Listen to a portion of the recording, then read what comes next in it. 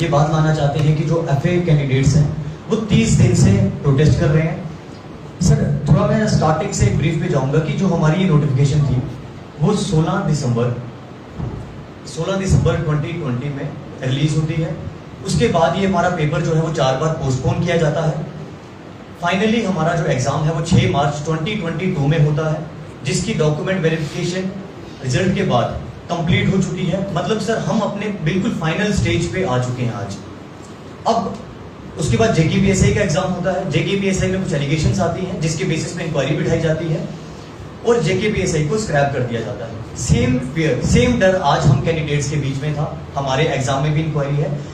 जो कि एलिगेशंस थी वो सारी की सारी एलिगेशंस हमने सर ऑन कैमरा आप मीडिया पर्सन के सामने हमने प्रूव कर दी कि वो गलत थी। उसके बाद इवन हम आज भी यही चीज बोलना चाहते हैं सर। ये प्रेस कॉन्फ्रेंस करने का रीजन सबसे पहले हमारा प्रोटेस्ट यहाँ से आपको पता है क्योंकि 15 अगस्त आने वाला है।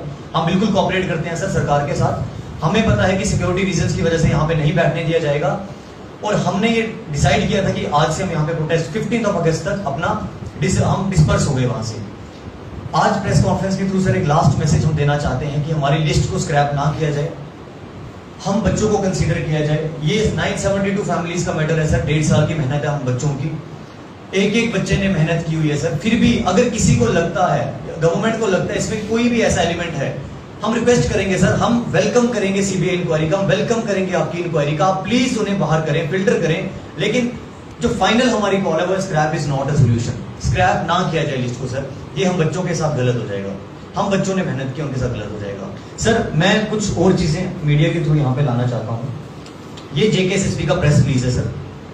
ये बिल्कुल हमारे एग्जाम के बाद ये प्रेस रिलीज आया था जिसमें इन्होंने ट्विटर हैंडल्स के थ्रू, ये हम पहले भी ये बता चुके हैं कि इन्होंने ये मेंशन किया था कि ये जो एग्जाम है बिल्कुल सीसीटीवी सर्वेलेंस में हुआ है। बिल्कुल कंप्लीट सर मैं आपको बता देता हूँ। यहाँ पे इनके ऑफिशियल ट्विटर हैंडल से आया था कि किसी तरह की कोई भी मतलब चीटिंग कोई भी कुछ नहीं हुआ है। सिर्फ फेयरनेस ट्रांसपेरेंसी इन एग्जाम्स। एक एक ट्विटर हैंडल पे इनके ट्वीट्स थे। हमारे जो डिप्टी कमिश्नर्स थे उनके ट्वीट्स आए थे सर। ये प्रेस रिलीज आज भी इनकी वेबसाइट पे है। हम यही चीज बोलना चाहते हैं सर कि जब आपने एक बार ये चीज बोल दी, आप उसको ओवररूल क्यों कर रहे हो? और अगर ओवररूल कर रहे हो तो आप सिर्फ फिल्टर करें, ना कि स्क्रैप करें। उसके बाद सर हमारे जो बच्चे हैं वो आज दिल्ली जाने के लिए मजबूर हुए। उसका रीजन ये है कि सर आज हम 30 दिन से यहाँ पे बैठे हुए थे और हम बार बार एश्योरेंस की बात कर रहे थे, लेकिन हमें सरकार की तरफ से, जम्मू एंड कश्मीर एडमिनिस्ट्रेशन की तरफ से कोई भी एश्योरेंस नहीं दी गई। और आज के दिन हमें दिल्ली जाना पड़ा मजबूर होके। श्रीनगर में लाठीचार्ज हुआ, यहाँ पे लोग बेहोश हुए, हॉस्पिटल लेके गए। ये हम बच्चों के साथ गलत हो रहा है। और सर अगर ये हम बच्चों के साथ गलत होता है, मैं मीडिया के थ्रू पूरी पब्लिक तक ये मैसेज पहुंचाना चाहूंगा कि सर फिर तो जम्मू एंड कश्मीर में किसी के साथ भी गलत होगा। हमें कहा जाता है कि आप लोग पढ़ाई करो, मेहनत करो, आगे जाके आपकी जॉब लगेगी। ठीक है, हम जितने भी कैंडिडेट्स से सर मेहनत की है, आज हम 1,90,000 कैंडिडेट्स में से सिलेक्ट होकर आज यहाँ पर बैठे हुए हैं। हम लोगों के साथ गलत हो रहा है। तो अगर हम लोगों के साथ गलत हो रहा है तो किसी के साथ भी गलत हो सकता है। उसके बाद ये शालिनी आगे कंटिन्यू करेंगे। शालिनी क्या कहेंगे आप? बोलिए आप यहाँ से। Sir I just want to ask a single question from LG sir. Sir क्या हम आपसे जस्टिस की उम्मीद नहीं कर सकते हैं? सर आपके पास इतनी बड़ी बड़ी एजेंसीज हैं, आपके पास इतनी कैपेबल एजेंसीज हैं कि वो जो है हमारे साथ जस्टिस कर सकें। ठीक है, सीबीआई है सर, हम उसको वेलकम कर रहे हैं। डे 1 से हम बोल रहे हैं कि हम सीबीआई को पूरा सपोर्ट करेंगे। इससे क्या होगा कि सर ना तो उन बच्चों के साथ जस्टिस होगा जो बच्चे रह गए हैं और ना ही हम लोगों के साथ जस्टिस होगा, इनजस्टिस होगा। तो सर मैं कुछ रखना चाहूँगी कि बोलो सर कुछ बातें मैं रखना चाहूंगी कि जस्टिस नागेश्वर राव की जजमेंट्स है नीट 2021 में।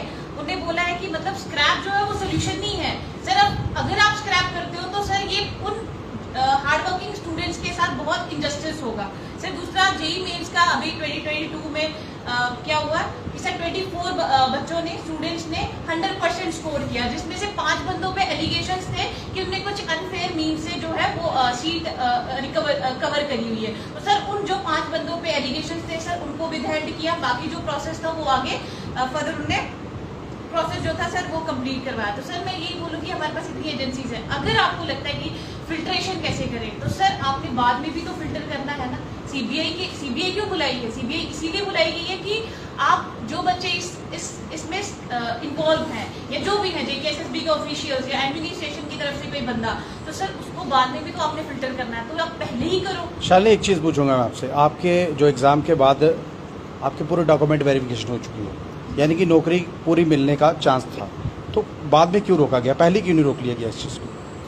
सर वो तो अभी ये जस्ट इसको जेकेपीएसआई के साथ एक लिंक किया जा रहा है। हमारा तो आप सबको ही पता है कि हमारी जो डीबीज हुए अभी 2 महीने से भी ज्यादा टाइम हो गया, उस टाइम तक कोई एलिगेशंस नहीं सर, कुछ भी नहीं है। इनफैक्ट जो जेकेपीएसआई का था सर उसमें भी हम लोग सिलेक्टेड हैं, उसमें भी अगर स्क्रैप हो तो उसमें भी हमारा बहुत बड़ा नुकसान हुआ है सर। बट उसमें क्या था कि पहले ही चीजें जो है आपको भी पता है मीडिया सोर्सेज में पहले ही चीजें बाहर आने शुरू हो गई थी रिजल्ट के बाद, तो फिर सीबीआई प्रोब हुआ, फिर अभी कुछ 33 एक्यूज जो है उसमें पाए गए हैं। बट सर क्या 33 एक्यूज की वजह से आपने बाकी बच्चों को मार दिया? क्या वो जस्टिस हुआ? तो सर उसमें भी हम लोग मारे गए। अब आप सेम चीज अगर इधर रिपीट करते हो तो सर यहाँ पे भी हम लोगों के साथ इनजस्टिस होगा। शालिनी, दूसरा एक ग्रुप है जो प्रोटेस्ट करके ये बता रहा है कि इसको स्क्रैप किया जाए, वो क्या है? वो कितने ही लोग हैं? क्या वो इसमें एग्जाम में कर पाए हैं कुछ? सर वो तो हमेशा देखो ना, हम लोग तो बहुत कम नंबर्स में कुछ 0 पॉइंट कुछ समथिंग हो गया हम लोग, क्योंकि हम लोग 197,000 बच्चों में से सेलेक्ट हुए हैं सर। वो they are always in more amount. Sir वो तो हमेशा यही चाहेंगे कि हाँ ठीक है, अगर इसमें कुछ ऐसा हुआ है तो आप इसको स्क्रैप करो ताकि उनको दोबारा चांस भी मिल जाए। सर मेरी उनके साथ सिंपैथी जरूर है, अगर इन केस कुछ ऐसा हुआ है इस पेपर में या कुछ भी इस रिक्रूटमेंट में, उन बच्चों के साथ है जो उस स्कैम की वजह से कुछ मार्क्स से रह गए हैं। बट यहाँ पे तो बच्चे, आपको पता है कि वो बच्चे, मैं नाम नहीं लेना चाहूंगी, वो बच्चे भी सड़कों पे आ जाते हैं कि हमें भी जस्टिस मिलना चाहिए, हमें भी जस्टिस मिलना चाहिए। आपको पता होगा कि सिर्फ 1,37,000 बच्चे जो थे इस पेपर में अपीयर हुए थे। तो अगर आप स्कोर कार्ड चेक करते हो ना सर, तो 2-3 हजार बच्चे तो वैसे भी होंगे जिनके नेगेटिव में स्कोर होंगे, तो सर क्या उनको भी जस्टिस मिलना चाहिए? क्या लग रहा है कि नेगेटिव जो स्कोर्स वाले वो बच्चे बाहर मिलकर ये प्रदर्शन कर रहे हैं? ऑब्वियसली सर वो तो यही करेंगे ना, उनको तो बस यही चाहिए। उनको क्या पता सर कि 2 साल की मेहनत, 3 साल की मेहनत क्या होती है। हम लोगों ने 3-4 साल इस पेपर के लिए इन्वेस्ट किए हैं सर, इतनी सारी चीजें हमने सेक्रीफाइस किए जस्ट फॉर दिस एग्जाम। हमने साथ में जेकेपीएसआई का भी पढ़ा, सब 2 एग्जाम क्वालिफाई करने के बाद भी आपकी जॉब पता नहीं है कि सर्टेन नहीं है कि कुछ है भी है कि नहीं है, आपकी जॉब लगी भी है कि नहीं लगी है। अब 30 दिन आप लगातार सड़कों पर बैठे हैं, आज 31वें दिन आगे पत्रकार वार्ता कर रहे हैं, क्या लग रहा है 30 दिन का जो मैसेज नहीं गया, ये मैसेज जा पाएगा?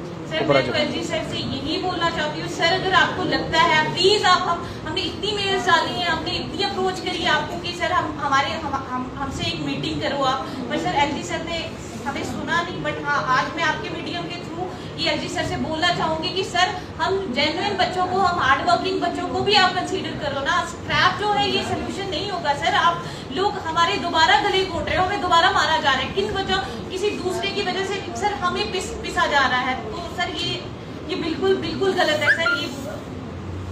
तो ये चीज़ जो भारतीय जनता पार्टी बोलती है कि फ्री एंड फेयर, अभी आपने कुछ डॉक्यूमेंट बताए कि सीसीटीवी सर्वेलेंस में ये एग्ज़ाम हुआ, क्लियर हुआ, इतना कुछ होने के बाद भी आप सड़कों पर है, कि सरकार को क्या लग रहा है अपने ही जो नुमाइंदे थे उनके ऊपर शक के बिना से देखनी चाहिए? सर हम स्टार्टिंग से यही चीज़ बोल रहे हैं कि हम इतने पावरफुल नहीं है, हम कैंडिडेट्स हैं, हमारा काम सिर्फ इतना था कि हमने एग्जाम की फी ली, वो हमारा फंडामेंटल राइट था एग्जाम में अपेयर होना, हम एग्जाम में अपेयर हुए। उसके बाद सर जो भी काम था ये एजेंसी का था, वो जेकेएसएसबी हो, वो चाहे गवर्नमेंट हो, कोई भी हो। अब ऐसा ये क्यों किया जा रहा है सर? अभी तक हम ये कुछ भी इसके बारे में कोई तो मतलब टिप्पणी नहीं करेंगे, पर मैं इतनी बात बोलूंगा सर कि आज क्योंकि हम 30 दिन से बैठे हुए हैं और हम बच्चे किसी भी तरह से कोऑपरेट करने को तैयार हैं सरकार के साथ। इसमें से कोई भी ऐसा एलिमेंट नहीं है सर जो सरकार के अपोजिट चलना चाहता है या जो इनका डिसीजन है उसके खिलाफ जाना चाहता है। बट क्योंकि राइट टू प्रोटेस्ट हमारा under article number 19 of the Indian constitution, ये हमारा मतलब राइट है हमारे पास, तो हमारे पास सिर्फ यही है कि प्रोटेस्ट कर सकते हैं। बट लास्ट मैसेज ये देना चाहेंगे सर कि इन केस अगर ये लिस्ट को स्क्रैप करते हैं तो हम यहाँ पे रुकेंगे नहीं। हम कोर्ट्स में जाएंगे, हम लीगल एक्शन लेंगे, हमें सुप्रीम कोर्ट तक जाना पड़ा, वहां पर भी जाने के लिए तैयार हैं, क्योंकि सर हमें पता है कि हम लोगों के साथ गलत हो रहा है, आज पब्लिक को पता है कि हम लोगों के साथ गलत हो रहा है, और सबसे इंपॉर्टेंट आने वाले जनरेशंस के लिए, आने वाले जो बच्चे हैं उनके लिए नेगेटिव मैसेज आएगा जो आज इस एग्जाम्स की या आने वाले एग्जाम्स की तैयारी कर रहे हैं। ऐसा लग रहा है कि JKSSB भी शक के बिना पे रहेगी। बिल्कुल है सर, मेरा कहना है कि JKSSB को स्क्रैप कर दिया जाए, ये एक ऑप्शन, अच्छा ऑप्शन है, क्योंकि सर हम बच्चों ने तो नहीं ना ये सब करवाया, जिन्होंने करवाया है, जो इसमें शामिल हैं, उनके गले पकड़िए ना आप। एक चीज़ ये पूछूंगा, एग्ज़ाम जब हुआ, एक दिन एग्ज़ाम के बाद तुरंत जो पहली जिसके अंडर ये एग्ज़ाम हुआ उनकी तुरंत ट्रांसफ़र कर दी गई, क्या लग रहा है उनको भी शक के बिना में? हो सकता है, बिल्कुल, मैं तभी तो बोल रहा हूँ सर, हम सब कैंडिडेट्स यही बोल रहे हैं कि एक ऐसी इंक्वायरी बिठाई जाए, अगर इनको लगता है, क्योंकि अगर स्क्रैप करने की कोशिश कर रहे हैं, उसके बाद इन्होंने किसी न किसी तह तक तो जाना ही है, तो इससे पहले ही अगर ये उस तह तक चले जाएं, उन लोगों को फिल्टर कर लें और हम लोगों के साथ जस्टिस कर लें, तो ये काफी अच्छा मैसेज, एक अच्छा मैसेज यूथ के ऊपर जाएगा, यूथ तक जाएगा कि इन लोगों ने ना ही आप लोगों के साथ गलत होने दिया जो हार्ड वर्किंग कैंडिडेट्स हैं, और ना ही उन लोगों को छोड़ा जो लोग इस चीज में शामिल थे। कश्मीर में जो लाठीचार्ज हो रहा है बच्चों के ऊपर, उसको किस तरह देखते हैं? बिल्कुल, प्रेस एनक्लेव के अंदर लाठीचार्ज हुआ है सर, सोचो प्रेस एनक्लेव के अंदर कश्मीर में लाठीचार्ज हुआ है, जम्मू में भी हमें फर्स्ट डे यहाँ पे बसेस में उठा के ले गए थे, और दिल्ली में भी हमारी जो डेलीगेशन है उनकी भी सुनवाई वहां पे नहीं हो रही है, क्योंकि अभी 15 अगस्त है, आपको पता है इंडिपेंडेंस डे है सर, उसके रीजंस देते हुए हमें यहाँ से उठा दिया गया, आने वाले दिनों में कश्मीर से उठा दिया जाएगा, और दिल्ली में भी उनको सिक्योरिटी रीजंस की। आप लोगों के बच्चों के हाथ में तो तिरंगे थे ना?